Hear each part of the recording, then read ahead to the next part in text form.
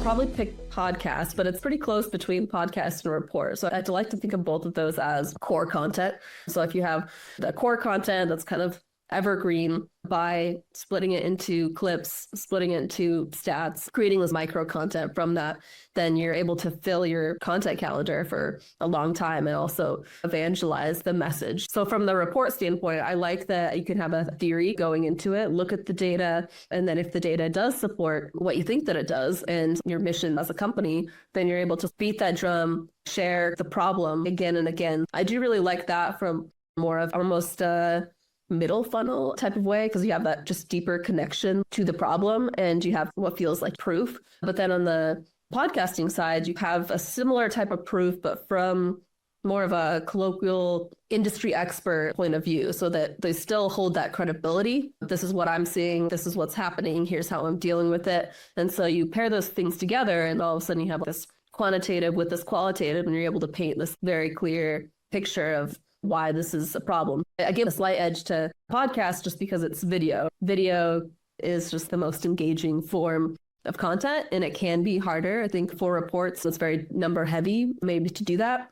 I think it's probably my favorite type of content, the reports for B2B. But the best of both worlds is doing podcasts and webinars around the findings in that report. So you're able to have those industry experts starting from that place of here's what the numbers say, let's talk about it.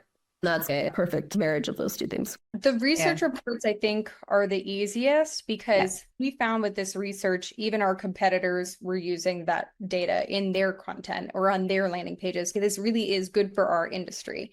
So I think that's the easiest one, very shareable content. Another one that we tend to repurpose is webinars. So if we're having a conversation with someone and we're presenting, can we recap that? And do that for a couple of reasons. One is you spent all this time to prepare for and promote one webinar.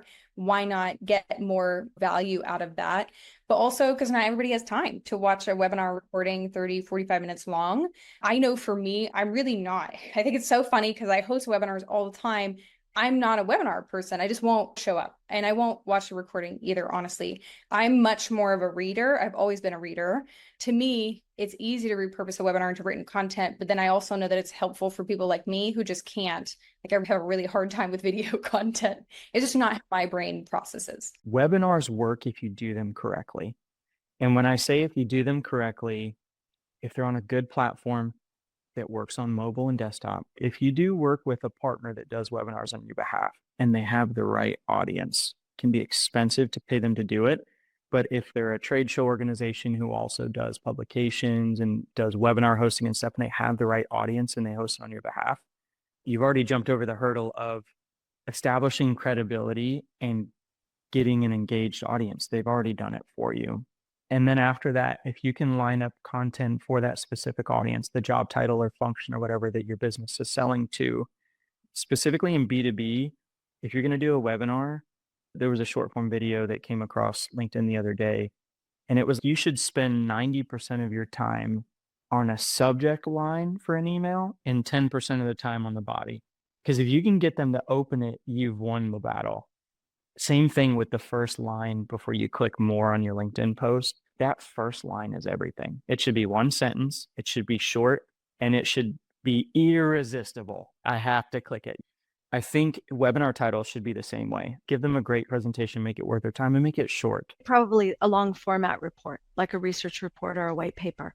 Because there's so much in there, you can probably take it and atomize it out for half a year easily. I don't really believe that a lot of people read the full length content. To me, it's a shame to have a 30-pager, a long multiple page PDF document that everybody's worked so hard on. Every word has been reviewed and poured over in some cases, and to not have people access that.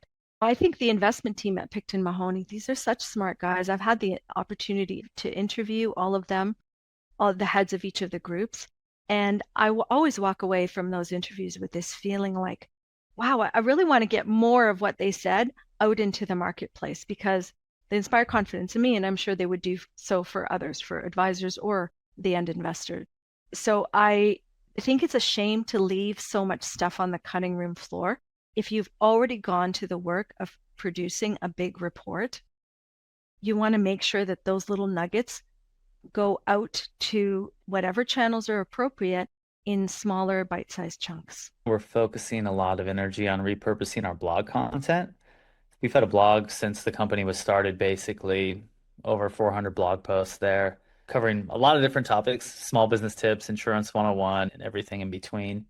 And right now we're focusing a lot of attention on looking at the content that performs best there from an organic perspective, and then testing to see how it works on other channels. So recutting it for some UGC content on social and seeing what the response is there, using it for our email newsletter and getting it out that way, and also working with our lifecycle marketing team. The webinar format continues to be extremely valuable and beneficial for us, but we execute it in a series. So we might continue to run the theme or topic over a number of months in a series of webinars. And then we take that live webinar, which is part of an overall theme with relevant topics, and then we repurpose that into various formats to ensure that we reach the widest percentage of our audience possible. We might repurpose that into an on-demand version, to be ungated. Blogs, of course. We create community posts, so we find our audience is present on certain industry communities, so we ensure we distribute the content produced from that webinar in those channels as well. Smaller video snippets are quite successful as well. And then we often create maybe a high-value gated asset from that content, then distribute that through paid means. So that allows us to really ensure that we are unlocking the full potential of the content that we have created, getting as much out of it as possible, and then ensuring it reaches the widest possible audience. Webinars. And I know that a lot of people have big feelings about webinars, but I think from a marketing standpoint, they are so content rich and so easy to break into smaller pieces. My favorite thing of all time with webinars is being able to come up with a really meaty webinar that you can then take sound bites from and promote via video content on LinkedIn or Meta, and be able to make blog posts from one topic that maybe we didn't get to go as deep into, but all spider webbing back into one core asset. That's my favorite thing to do with content. One, because usually resources are slim and you want to be able to get the most amount of legs out of any piece of content that you can. And I think webinars are just so easy to get a whole host of different content types out of, because once you have that core talk track, it's really easy to pull out blogs, case studies, sound bites, videos, whatever it may be from that one resource. We are working with Content 10X on a video series / podcast, what we're calling Broker Buzz, which is targeted to our B2B audiences, where we highlight a range of leadership perspectives on various topics that we think our B2B audience would be interested in, everything from technology to product development to operations. And when you think about repurposing, interviews for me are the ones that I always enjoy, because you get both a video perspective, you actually can see the person, hear them, it humanizes them a little bit more. But then offline, you can really start to take out some of the nuggets that you got from that video and boil it down to something where it's like top 5 things here, or key insights from this person, or outlook for growth here. And so you can really start to tease out some of those insights. And I think they support each other well, the video and the written piece. For me, the most obvious type of content to repurpose is that thought leadership from live events. So much effort goes into preparing for those opportunities, but that also includes live webinars, on-stage presentations at industry events like the one that I was telling you about, but also if we get invited to participate on stages like at the National Apartment Association's event, for example. So capturing really great quality audio or video during those kinds of live events is what allows those moments to have an impact beyond the day where they occur. One thing that we did recently was that we used some of the best audio clips from those sessions at the Future Conference to create a really great episode of our podcast. Our podcast is called The Top Floor. And so it had highlights from the event, clips from a group of different speakers, and that has been great to both remind people of the event, but also to help get people thinking about it again for next year. We've talked about video, and I have to say that is a favourite. You'll know that if you make a slightly longer version of a film video, you can cut it down, and you can cut it down for different purposes. I guess the shortest one of those would be something on social media, but there are other purposes as well. One of the places that I've liked to repurpose, because I think you start with such gold, is in the white paper, not the thought leadership piece, but start with a white paper, start with a state of the industry type document, and that can be sliced and diced however you like.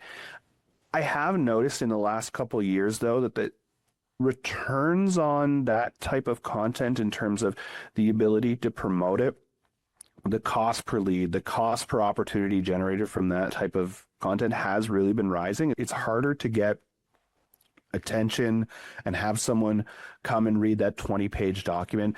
Repurposing is great, but I find that the repurposing always points towards the larger item, which is then, are you investing more and more? The mindset that we've been taking on is, how are we in the long run going to make this?